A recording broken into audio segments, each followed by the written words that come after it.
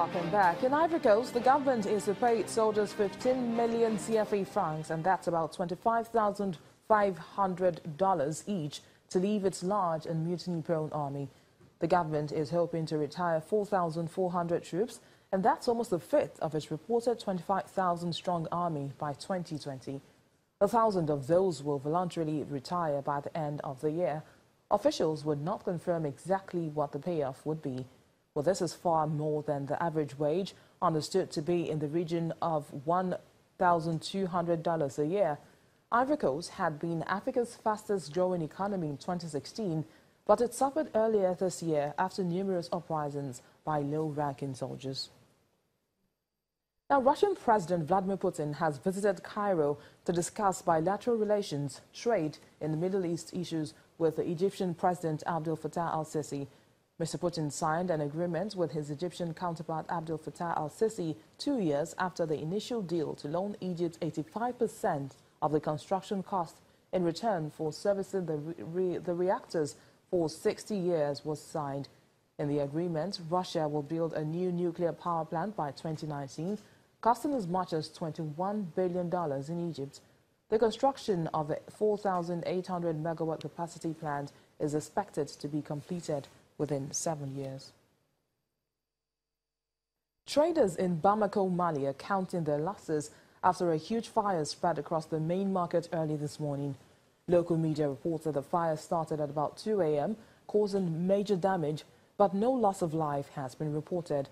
As at 8 a.m., stalls were still smoldering and firefighters were still working to make sure it did not spread further. This comes about 3 years after the Old Pink Market that serves some 2 million people caught fire.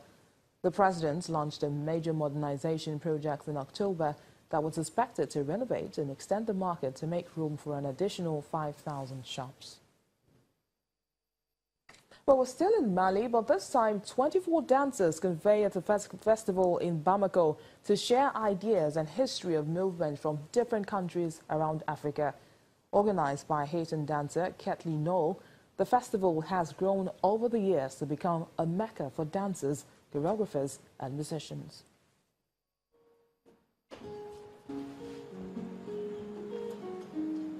For 2 weeks, dancers from across Africa and Europe took to various stages in Mali's capital, Bamako, for the Kathleen Noel Laboratories, a meeting and sharing of ideas about movement named after the renowned Haitian dancer of the same name.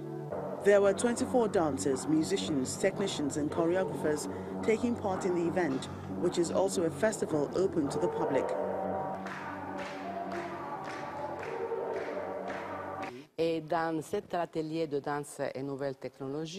In this workshop, the Dance and New Technology, we have used the Kinect, which is an infrared camera, to take the images of the dancers. We then transfer them to a computer and also to a video projector, then to a screen on stage to be able to see the real image of the dancer and at the same time the virtual picture. This performance, titled Transcultural Protocol, was also performed at the 57th Venice Biennial this year. It was put together by Zimbabwean visual artist Admir Kamudzengere and Russian Berlin-based choreographer Rachel Monosov. The performance refers to familiar images from Western art history, Jewish praying practices, and Zimbabwean traditional gestures.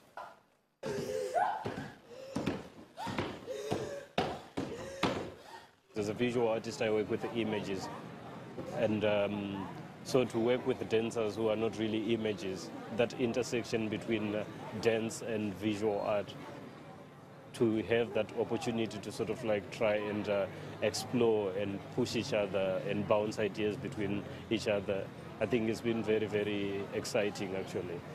Mali is one of Africa's dance capitals and the home of the world-renowned dance, Bamako Dance. Most of the shows for the KN Labs were performed at Kathleen Noel's Dance Center, Donko Seko, with one part of the workshop taking place at Bamako's Conservatory of Arts and Multimedia. The United Nations Children's Agency, UNICEF, has joined forces with South African singer and songwriter Toya Delazi to produce a music video for her single Kula Kula.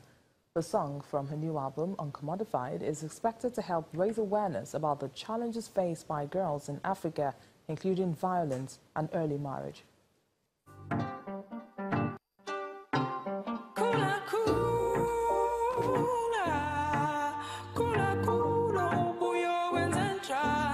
South African musician Toya DeLazy has teamed up with UNICEF to produce a video for one of her latest hits that aims to inspire girls across Africa. The song is called Kula Kula, which means grow, grow in various languages in Southern Africa, and comes from DeLazy's new album titled Uncommodified.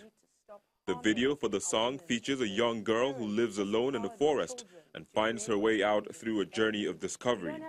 DeLazy, a BET Awards nominee and voice of the fourth Powerpuff Girl on Cartoon Network, is using her platform to fight against the challenges facing many girls in Africa, including early marriage, violence, abuse, and exploitation.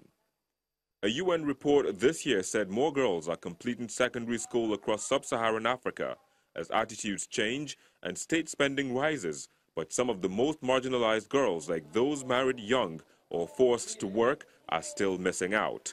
More than a third of girls in West and Central Africa are married under the age of 18, driven by factors including poverty, insecurity, and religious tradition. Marrying of girls once they reach puberty or even before is a deeply ingrained social custom in much of the region. DeLazy says the video and the song seek to highlight the silent and not so silent ways in which girls experience exclusion and oppression. We need to make sure that all girls feel like they are powerful and that they can do things. We need to make sure that, everyone feels like a hero. UNICEF says meaningful and lasting change can only happen when there is investment in healthcare, education, and the protection and empowerment of women and girls. Despite everything we face in life, we don't want to be a victim of those circumstances. It's good to, you can't escape the fact that a child or a person is going to go through something in life. But I think the worst form of slavery is now being enslaved to that situation for the rest of your life. So Kula Kula is one of those. It's like, yes, despite all these things that happen, grow, child, what more can we do? A UNICEF report released in October says Africa's child population is set to increase by 170 million by 2030, taking the number of people on the continent under the age of 18 to 750 million. DeLazy is UNICEF's celebrity champion of the Generation 2030 Africa, a movement focused on pushing for the Africa Youth Agenda in the wake of the continent's demographic transition. And that's where we end today's program. Thank you for watching. I am Bisi Adebayo.